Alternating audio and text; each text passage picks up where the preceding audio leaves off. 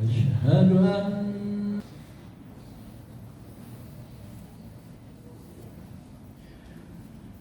الحمد لله القائل أعوذ بالله من الشيطان الرجيم وذل الذين اتخذوا دينهم لعبا ولهوا وغرتهم الحياة الدنيا أشهد أن لا إله إلا الله وحده لا شريك له وأشهد أن محمدا عبده ورسوله اللهم صل وسلم على سيدنا محمد وعلى آله وصحبه أجمعين أما بعد فيا أيها المسلمون اتقوا الله أوصيكم وإياي بتقوى الله فقد فاز المتقون قال الله تعالى يا أيها الذين آمنوا اتقوا الله حق تقاته ولا تموتن إلا وأنتم مسلمون. Muslimin yang dirahmati Allah sekalian, saya menyeru kepada diri saya dan tuan-tuan sekalian, marilah bertakwa kepada Allah Subhanahu wa taala dengan sebenar-benarnya. Tunaikanlah segala suruhan Allah Subhanahu wa taala dan tinggalkanlah larangannya. Semoga Allah Subhanahu wa taala meridai hidup kita, bahagia di dunia dan di akhirat. Hadirin yang dirahmati Allah sekalian, sesuatu yang membangkitkan kemarahan umat Islam hari ini adalah dengan sikap beberapa orang dalam masyarakat kita yang tidak peduli dengan kesucian agama Islam dan kemuliaan baginda Nabi Muhammad sallallahu alaihi wasallam. Tersebar baru-baru ini bagaimana agama Islam dipesenda dengan jenaka dan komedi. Muncul pula orang Islam yang sanggup menghina Nabi terakhir, makhluk termulia Nabi Muhammad sallallahu alaihi wasallam. Tidak lama dahulu kecoh di dunia dengan sikap Charlie Hebdo di Perancis yang bersikap kurang ajar, melukis kartun menghina Nabi Muhammad sallallahu alaihi wasallam sehingga kejadian penembakan yang menggemparkan dunia. Dengan mukadimah itu, mimbar hari ini akan memperkatakan tentang jangan hina Islam dan Nabi Muhammad sallallahu alaihi wasallam. Hadirin Jumaat yang dirahmati sekalian, apabila ada seseorang yang dengan terang-terang menjadikan agama sebagai komedi dengan mengolok-olok ajaran Islam, merendahkan Al-Quran seolah-olah tidak ada harga baginya, walaupun seorang Muslim menganggap remeh dengan hukum hakam Islam, secara terang-terang menghina agama Islam dengan pelbagai kalimah penghinaan dan mencaci agama yang suci ini, maka ia jelas termasuk dalam jenayah penghinaan agama Islam. Termasuklah dalam kategori ini perbuatan menghina Nabi Muhammad sallallahu alaihi wasallam, yaitu Nabi terakhir, Nabi umat Islam, makhluk termulia di sisi Allah Subhanahu wa taala. Ucapan seperti menyamakan baginda sallallahu alaihi wasallam dengan perumpamaan atau kata-kata yang jelek dan negatif adalah jelas sebagai penghinaan terhadap junjungan besar baginda Nabi Muhammad sallallahu alaihi wasallam. Perbuatan jenayah ini juga adalah menyakiti umat Islam di seluruh negeri atau negara, bahkan dunia. Muslimin yang dirahmati Allah Subhanahu wa taala, Allah Subhanahu wa taala telah memberi kepada manusia peringatan tentang larangan menghina Allah dalam firman-Nya dalam surah At-Taubah ayat 12. A'udzubillahi minasyaitonir rajim.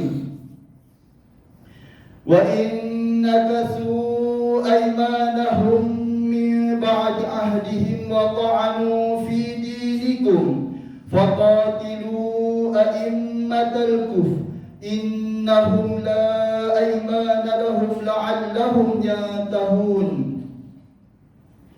Dan jika mereka mencabuli sumpahnya sesudah mengikat perjanjian setia, dan mereka pula mencela agama kamu, maka perangilah ketua-ketua dan pemimpin-pemimpin kaum yang kafir itu, kerana sesungguhnya mereka tidak menghormati sumpah janjinya, supaya mereka berhenti dari kekufuran dan bertaubat. Ayat ini menjelaskan kepada kita bahawa jelas perbuatan menghina agama itu amat dilarang sama sekali. Bahkan akibat menghina agama itu, orang tersebut diancam oleh Allah Subhanahu wa taala untuk diperangi. Hadirin sidang Jumaat sekalian, Allah Subhanahu wa taala berfirman dalam surah At-Taubah ayat 61. A'udzubillahi minasyaitonir rajim. وَالَّذِينَ يُؤْذُونَ رَسُولَ اللَّهِ لَهُمْ عَذَابٌ أَلِيمٌ. Orang-orang yang menyakiti Rasulullah itu, bagi mereka azab seksa yang tidak terperi sakitnya. Apakah ada yang masih tidak takut akan azab Allah Subhanahu wa taala yang perih ini? Islam bukan sahaja melarang umatnya menghina agama sendiri, bahkan menghina agama lain juga amatlah dilarang Allah Subhanahu wa taala. Allah Subhanahu wa taala berfirman dalam surah Al-An'am ayat 108. A'udzu billahi minasyaitonir rajim. Wa la tasubbul ladzina yad'una min dunillah fayasubbullaha 'adwan bighairi 'ilm. Dan janganlah kamu cerca benda-benda yang mereka sembah yang lain dari Allah, kerana mereka kelak akan mencerca Allah secara melampaui batas dengan ketiadaan pengetahuan. Hadirin sekalian, perbuatan menjadikan agama Islam dan Allah Subhanahu wa taala serta Nabi Muhammad sallallahu alaihi wasallam sebagai bahan jenaka, komedi dan bahan olok-olok yang mempersendakan juga termasuklah dalam larangan dan perlu dipandang serius oleh semua umat Islam. Bahkan termasuk juga perbuatan mempersendakan ayat-ayat suci Al-Quran dan membuatkan seolah-olah ia bukan kalam Allah yang mulia, merupakan satu jenayah juga. Firman Allah Subhanahu wa taala melalui surah At-Taubah ayat 65. A'udzu billahi minasyaitonir rajim. وَلَئِنْ سَأَلْتَهُمْ لَيَقُولُنَّ إِنَّمَا كُنَّا نَخُوضُ وَنَلْعَبُ قُلْ أَبِاللَّهِ وَآيَاتِهِ وَرَسُولِهِ كُنْتُمْ تَسْتَهْزِئُونَ.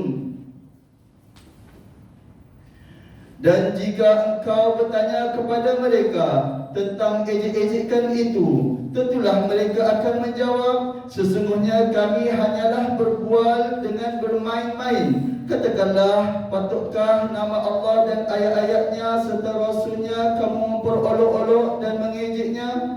Ayat ini jelas menunjukkan larangan mempersenda agama yang mulia ini, perbuatan berkomedi dengan hukum hakam Islam, ayat-ayat Al-Quran yang dihafaz serta meremehkan perintah Allah Subhanahu wa taala adalah jelas perbuatan itu benar-benar menghina agama. Bahkan Al-Imam Al-Qadi Al-Iyad, seorang ulama besar pada kurun ke-6 Hijrah, menukilkan melalui kitab Asy-Syifa bi At-Ta'rif Hukum Al-Mustafa, apa-apa bentuk ucapan atau perbuatan yang terdapat cacian, merendahkan atau mengaibkan kesucian diri baginda Nabi Muhammad SAW atau nasabnya, agamanya, sifatnya atau apa-apa yang berkaitan dengannya, maka perbuatan itu dapat menyebabkan berlakunya gugur iman. Maka berhati-hatilah dengan kata-kata dan perbuatan kita, wahai umat Islam. Hadirin sekalian, Justru perbuatan durjana ini adalah termasuk dalam jenayah menurut enakmen jenayah syariah selama tahun 1995, Seksyen 10 tentang menghina atau menyebabkan dipandang hina agama Islam menyatakan sebagai berikut. Mana-mana yang dengan perkataan yang dapat didengar atau dibaca atau dengan lukisan, tanda atau bentuk lain, gambaran yang tampak atau yang dapat dilihat atau apa-apa cara sekalipun. A. Menghina agama Islam atau menyebabkan agama Islam itu dipandang hina. B. Mempersendahkan, mengajuk-ajuk atau mencemuh amalan atau upacara yang berhubungan dengan agama Islam. Atau C. Mempersendahkan atau menyebabkan dipandang hina mana-mana undang-undang yang sedang berkuat kuasa di negeri ini yang berhubung dengan agama Islam. Adalah melakukan satu kesalahan dan apabila disabit boleh didenda tidak melebihi RM5,000 atau dipenjarakan selama tempoh tidak melebihi 3 tahun atau kedua-duanya. Seksyen 9 pula menyatakan mana-mana orang yang dengan kata-katanya atau perbuatannya mempersendahkan, menghina, mencemuh atau menyebabkan dipandang hina ayat-ayat Al-Quran atau hadis adalah melakukan suatu kesalahan dan apabila disabitkan boleh didenda tidak melebihi RM5,000 atau dipenjarakan selama tempoh tidak melebihi 3 tahun atau kedua-duanya. Oleh itu, perlulah kita berhati-hati dengan segala ucapan atau kalam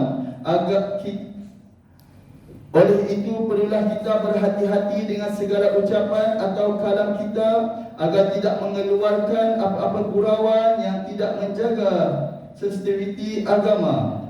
Sidang Jumaat yang dirahmati sekalian, berdasarkan hukum syarak dan perundangan di negeri Selangor ini, khatib ingin menegaskan kepada segenap rakyat Selangor agar sentiasa menghormati hukum syarak, keputusan fatwa dan undang-undang yang diwakilkan di negeri ini. Mimbar juga mengingatkan kepada segenap hadirin yang dimuliakan agar sentiasa bertindak mengikut undang-undang. Hadirin yang dimuliakan, mengakhiri khutbah ini, marilah kita sama-sama menghayati tausiah dan mengambil pengajaran untuk dijadikan pedoman. Antaranya, pertama, hukum menghina Islam dan Nabi Muhammad SAW dalam bentuk niat, perbuatan dan perkataan ini dihukum murtad dan kafir. Pelakunya hendaklah bertaubat dan mengisytiharkan taubatnya. Kedua, umat Islam hendaklah menyedari bahawa menghina Islam akan dibalas azab neraka selama-lamanya. Ketiga, umat Islam hendaklah bersyukur di atas kurniaan nikmat yang paling besar, iaitu Islam dan iman. A'udzubillahi minasyaitonirrajim.